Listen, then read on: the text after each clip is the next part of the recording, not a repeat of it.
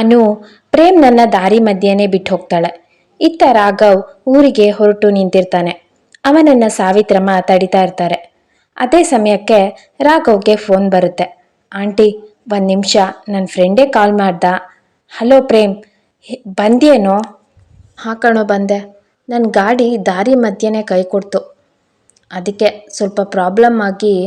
ಅದೆಲ್ಲ ಬಿಡು, ನೀನು ಇಲ್ಲಿಗೆ ಬಂದಮೇಲೆ ಹೇಳ್ತೀನಿ. ನೀನು ಹೊರಟ್ಯಾ? ಇಲ್ಲ ಕಣೋ, ಇಲ್ಲೇ ಉಳ್ಕೊ ಅಂತ ತುಂಬ ಹಿಂಸೆ ಮಾಡ್ತಿದ್ದಾರೆ. ನಾನು ಬಂದಿದ್ದ ಕೆಲಸ ಆಗೋಕ್ಕೂ ಇನ್ನೂ 15 ಡೇಸ್ ಬೇಕಂತೆ. ಕಮಿಟಿ ಮೀಟಿಂಗ್ ನಡೆಯೋದು 15 ಡೇಸ್ ಆದಮೇಲಂತೆ. ಪ್ರೇಮ್ಗೆ ಅನುನ ಮತ್ತೆ ಮತ್ತೆ ನೋಡಬೇಕು ಅಂತ ಅನಿಸ್ತಾ ಇರುತ್ತೆ.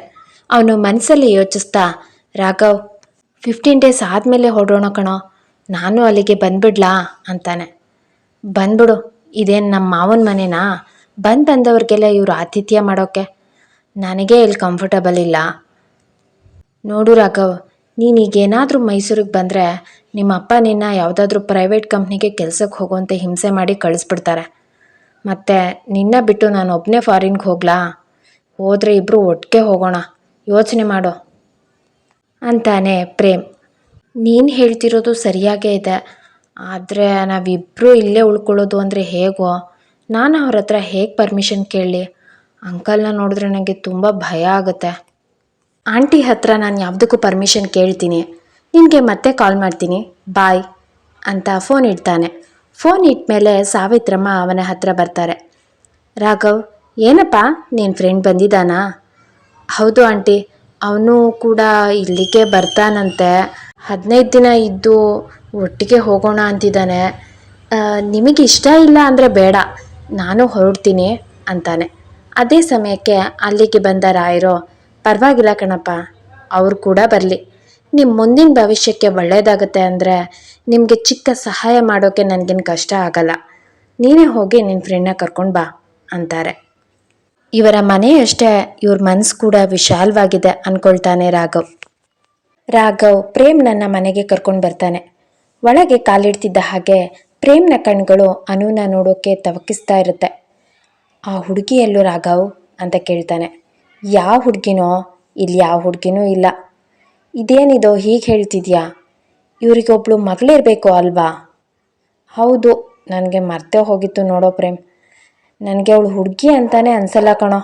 ಅವ್ರ ತೋಟದಲ್ಲಿ ಹೇಗೆ ಕೆಲಸ ಮಾಡ್ತಾಳೆ ಗೊತ್ತಾ? ಯಾವ ಗಂಡಸರು ಕೂಡ ಅಷ್ಟು ಕಷ್ಟಪಟ್ಟು ಕೆಲಸ ಮಾಡಲ್ಲ. ಅವಳ ಅಪ್ಪಣೆ ಇಲ್ಲದೆ ಒಂದು ಕಡ್ಡಿ ಕೂಡ ಅಲ್ಗಾಡಲ್ಲ. ಅದೆಲ್ಲ ಸರಿ, ಇವರಿಗೆ ಮಗಳಿದ್ದಾಳೆ ಅಂತ ನಿನಗೆ ಹೇಗೆ ಗೊತ್ತು? ಪ್ರೇಮ್ ತನ್ನ ಮನಸ್ಸಿನಲ್ಲಿ ಅವಳಿಗಾಗಿ ಮೂಡಿದ್ದ ಪ್ರೀತಿಯನ್ನು ಈಗಲೇ ಯಾರಿಗೂ ಹೇಳ್ಕೊಳ್ಬಾರ್ದು ಅಂತ ಸುಮ್ಮನಾಗಿ, ಏನಿಲ್ಲ, ಎಲ್ಲ ಜನ ಮಾತಾಡ್ಕೊಳ್ತಿದ್ರಲ್ಲ ಹಾಗಾಗಿ ಗೊತ್ತು. ಹೀಗೆ ಹೊತ್ತು ಕಳೆಯುತ್ತಾ ರಾತ್ರಿ ಕೆಲಸದಾಕೆ ಅವರ ರೂಮ್ ಬಳಿ ಬಂದು ಊಟಕ್ಕೆ ಕರೀತಾರೆ. ಸಾವಿತ್ರಮ್ಮ ನಗುತ್ತಾ ರಾಘವ್ನನ್ನ ಕೇಳ್ತಾರೆ, ಊಟ ಹಿಡಿಸ್ತಾ? ಚೆನ್ನಾಗಿದೆಯಾ ಅಂತಾರೆ. ರಾಘವ್, ಹಾಂ ಆಂಟಿ, ಚೆನ್ನಾಗಿದೆ. ಹಾಗಾದರೆ ಇನ್ನೂ ಹಾಕಿಸ್ಕೋ. ಅನು, ಇವರಿಗೆ ಊಟ ಅಂತ ಕೂಗ್ತಾರೆ.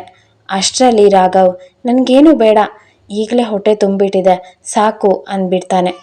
ಯಾಕೋ ಸಾಕು ಅಂತಿದ್ಯಾ? ನಿನಗೆ ಸಾಕಾದ್ರೆ ನಾನು ತಿನ್ನಲ್ವಾ? ಅನು, ನೀನು ಊಟ ತಗೋಬಾ ಅಂತ ಕೂಗ್ತಾನೆ ಪ್ರೇಮ್. ಸಾವಿತ್ರಮ್ಮ ಪ್ರೇಮ್ನನ್ನ ನುಂಗೋ ಹಾಗೆ ನೋಡ್ತಾರೆ. ಪಟಪಟ ಅಂತ ಮಾತಾಡೋ ಪ್ರೇಮ್, ಅವನ ತುಂಟಾಟ, ನಗೆ ಇವೆಲ್ಲ ಸಾವಿತ್ರಮ್ಮಂಗೆ ಹಿಡಿಸ್ಲಿಲ್ಲ. ಅನು ನನ್ನ ಮಗಳು, ಅವಳನ್ನು ನಾನು ಮಾತ್ರ ಕರಿಬೇಕು. ಹೀಗೆ ಮನೆಗೆ ಬಂದವರೆಲ್ಲ ಹೆಸರಿದು ಕೂಗೋಕೆ ಅಧಿಕಾರ ಇಲ್ಲ ಅಂತ ಕೋಪದಿಂದ ಹೇಳ್ತಾರೆ. ಕ್ಷಮಿಸಿ ಆಂಟಿ, ಇವನಿಗೇನೂ ಗೊತ್ತಾಗಲ್ಲ, ಇವನು ಹೀಗೇನೆ. ಪ್ರೇಮ್, ನೀನು ನಡಿ ಕೈ ತೊಳ್ಕೊಂಡು ಅಂತ ಹೇಳಿ ಒಳಗೆ ಕರ್ಕೊಂಡು ಹೋಗ್ತಾನೆ. ಏನು ಹುಡುಗ ಇವನು, ಸ್ವಲ್ಪ ಕೂಡ ನಯ ವಿನಯ ಇಲ್ಲ. ಆ ರಾಘವ್ನನ್ನ ನೋಡಿ ಕಲಿಯೋಕ್ಕಾಗಲ್ವಾ? ಫ್ರೆಂಡ್ ಅಂತಾನೆ ಈ ಥರ ಇದ್ದಾನೆ ಅಂದ್ಕೊಳ್ತಾರೆ ಸಾವಿತ್ರಮ್ಮ. ಮರುದಿನ ಮುಂಜಾನೆ ರಾಘವ್ ಬೇಗ ಇದ್ದು ವರಂಡಾದಲ್ಲಿ ನಿಂತಿರ್ತಾನೆ. ಅವನನ್ನು ನೋಡಿದ ಸಾವಿತ್ರಮ್ಮ ನಗುತ್ತಾ, ನಿಂಗಯ್ಯ, ಬಿಸಿಲು ಏರೋ ಅಷ್ಟರಲ್ಲಿ ಇವರನ್ನು ನಮ್ಮ ಎಸ್ಟೇಟ್ಗೆ ಕರ್ಕೊಂಡು ಹೋಗಿ ಅಲ್ಲೆಲ್ಲ ಸುತ್ತಾಡ್ಸ್ಕೊಂಡು ಬಾ ಅಂತಾರೆ. ಅಮ್ಮವ್ರೆ, ಅವರು ಅವತ್ತೇ ಎಸ್ಟೇಟ್ ನೋಡಿದ್ರು.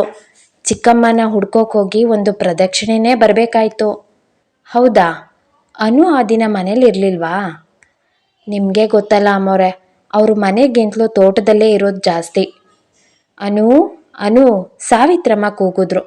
ಅನು ಕೈಯಲ್ಲಿ ಕತ್ತಿ ಹಿಡಿದು ತಾಯಿಯ ಎದುರಿಗೆ ಬಂದ್ಲು.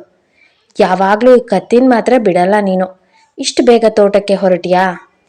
ಹಾಮ್ಮ, ಹೊರಟೆ. ಆ ನೀರಿನ ಟ್ಯಾಂಕಿನ ಹತ್ರ ಇರೋ ಗಿಡಗಳಿಗೆ ನೆರಳು ಬಹಳ ಆಗಿ ಹೋಗಿದೆ. ಅದಕ್ಕೆ ಅಲ್ಲಿ ಗಿಡಗಳು ಅಷ್ಟು ಸೊಂಪಾಗಿ ಕೂಡ ಬೆಳೀತಾ ಇಲ್ಲ, ಕಾಯೂ ಬಿಟ್ಟಿಲ್ಲ. ಅದಕ್ಕೆ ಅಲ್ಲೇ ನಿಂತು ಮರದ ಕೆಲವು ರೆಂಬೆಗಳನ್ನ ಕಡಿಸಿ ಬರ್ತೀನಿ. ಹಾಗೆ ಈರುಳ್ಳಿ ಹಾಕ್ಸಿತ್ತಲ್ಲ, ಅದೇನಾಗಿದೆ ನೋಡ್ಕೊಂಡು ಬಾ ಅಂತಾರೆ ಸಾವಿತ್ರಮ್ಮ. ಆಯ್ತಮ್ಮ ಅಂತ ಅನು ಕಾಲಿಗೆ ಚಪ್ಪಲಿಯನ್ನು ಹಾಕ್ಕೊಂಡು ಹೊರಡ್ತಾಳೆ. ನಿಂಗಯ್ಯ ರಾಘವ್ನ ಕಡೆ ತಿರುಗಿ, ನೀವು ಬನ್ನಿ, ಒಂದು ರೌಂಡ್ ಹಾಕೊಂಡು ಬರೋಣ, ಮನೆಯಲ್ಲಿ ಕುಳಿತು ಏನು ಮಾಡೋದು ಅಂತಾನೆ. ರಾಘವ್ ತನ್ನ ರೂಮ್ ಕಡೆಗೆ ನೋಡ್ತಾ, ಆದರೆ ನನ್ನ ಫ್ರೆಂಡ್ ಇನ್ನೂ ಮಲಗಿದ್ದಾನೆ ಅಂತಾನೆ. ಅಯ್ಯೋ, ಅವರು ನಿನ್ನೆ ಪ್ರಯಾಣ ಮಾಡಿ ತುಂಬ ಸುಸ್ತಾಗಿರ್ತಾರೆ, ಮಲ್ಕೊಳ್ಳಿ ಬಿಡಿ, ನೀವು ಬನ್ನಿ ಅಂತ ಕರ್ಕೊಂಡು ಹೋಗ್ತಾನೆ ನಿಂಗಯ್ಯ. ರಾಘವ್, ಅನು, ನಿಂಗಯ್ಯ ಮೂವರು ಜೊತೆಯಾಗಿ ಹೊರಟರು. ರಾಘವ್ ಮತ್ತು ಅನು ಜೊತೆಯಾಗಿ ಹೋಗ್ತಿರೋದನ್ನ ನೋಡುತ್ತಾ ಸಾವಿತ್ರಮ್ಮ ಅಲ್ಲೇ ನಿಂತರು.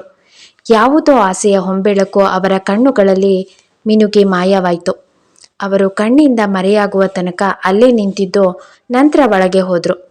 ಅನು ದಾರಿಯುದ್ದಕ್ಕೂ ಬೆಳೆದಿದ್ದ ಕಾಫಿ ಗಿಡಗಳ ಬೇಡವಾದ ರೆಂಬೆಗಳನ್ನ ಕತ್ತಿಯಿಂದ ಸವರುತ್ತಾ ಮುಂದೆ ಸಾಗಿದ್ಲು. ನಿಂಗಯ್ಯನ ಕೈಯಲ್ಲಿ ಕತ್ತಿ ಇದ್ರೂ ಕೂಡ ಅವನು ಗಿಡಗಳ ತಂಟೆಗೆ ಹೋಗದೆ ರಾಘವ್ನನ್ನ ಮಾತನಾಡಿಸ್ತಾ ಮುಂದೆ ಸಾಗ್ದ. ಸ್ವಭಾವತಃ ಮಾತುಗಾರನಾಗಿದ್ದ, ಹರಟೆ ಪ್ರಿಯನಾಗಿದ್ದ ರಾಘವ್ ಅನು ಎದುರಿಗೆ ಮೌನಿಯಾಗಿದ್ದ. ಅವನಿಗೆ ಹುಡುಗಿಯರ ಜೊತೆ ಮಾತಾಡೋದೇನು ಹೊಸದಾಗಿರಲಿಲ್ಲ. ಕಾಲೇಜ್ನಲ್ಲಿ ತನ್ನ ಫ್ರೆಂಡ್ಸ್ಗಳನ್ನ ಮಾತಾಡಿಸಿ ಅವನಿಗೆ ಅಭ್ಯಾಸ ಇತ್ತು. ಆದರೆ ಅನುನ ಸಲಿಗೆಯಿಂದ ಮಾತನಾಡಿಸೋದು ಅವನಿಗೆ ಸಾಧ್ಯ ಆಗ್ತಿರಲಿಲ್ಲ. ಅವಳ ಗಾಂಭೀರ್ಯ, ಮಾತು, ಯಾವಾಗಲೂ ಒಂಟಿಯಾಗಿರಲು ಬಯಸುವ ಸ್ವಭಾವ ನೋಡಿ ಅವಳೊಡನೆ ಸಲುಗೆಯಿಂದಿರಲು ಹಿಂಜರಿತಿದ್ದ. ಹೀಗೆ ಜೊತೆಯಲ್ಲಿ ಹೋಗ್ತಾ ಇರುವಾಗ ಮಾತಾಡಿಸ್ದೇ ಇರೋದು ಕೂಡ ಚೆನ್ನಾಗಿರಲ್ಲ ಅಂದ್ಕೊಂಡು ರಾಘವ್, ಗಿಡದ ಚಿಗುರನ್ನೆಲ್ಲ ಹೀಗೆ ಕಡಿದು ಬಿಡ್ತಿದ್ದೀರಲ್ಲ, ಗಿಡ ಒಣಗೋಗಲ್ವಾ ಅಂತಾನೆ.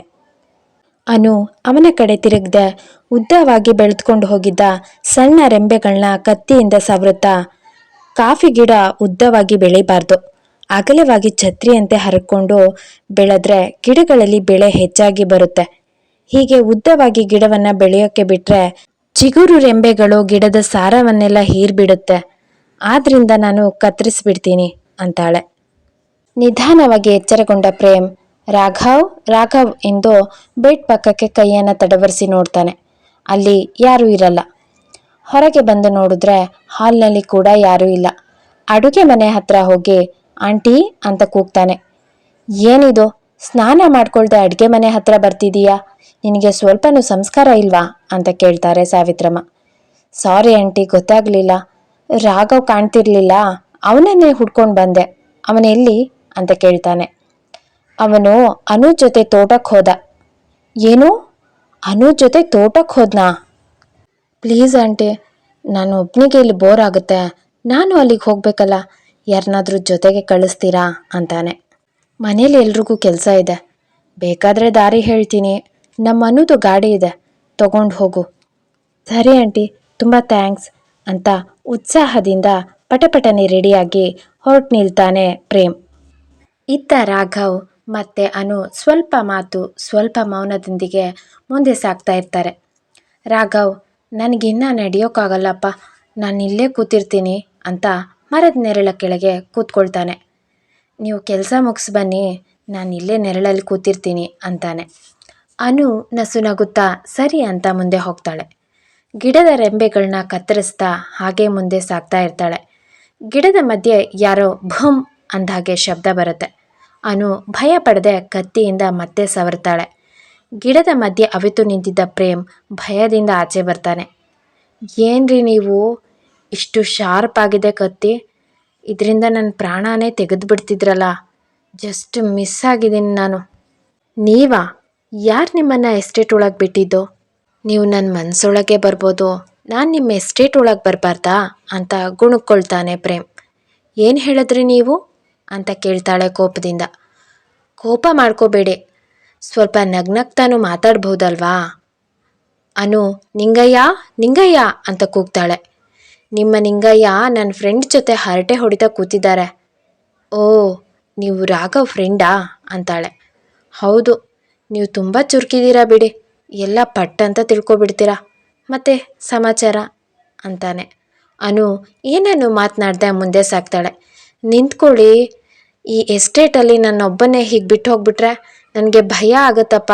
ರೀ ಅನು, ನಿಂತ್ಕೊಳ್ಳಿ ಅಂತ ಅವಳ ಹಿಂದೆನೇ ಓಡ್ತಾನೆ ಪ್ರೇಮ್. ಯಾರೆಲ್ಲ ಆ ಕಡೆ ತನಕ ಸ್ಟೋರಿಯನ್ನು ಕೇಳಿದ್ರಿ, ನಿಮಗೆಲ್ಲ ತುಂಬಾ ಧನ್ಯವಾದ. ಪ್ಲೀಸ್ ನನ್ನ ಚಾನಲ್ಗೆ ಸಬ್ಸ್ಕ್ರೈಬ್ ಆಗಿ, ಲೈಕ್, ಶೇರ್, ಕಮೆಂಟ್ ಮಾಡಿ. ಧನ್ಯವಾದಗಳು.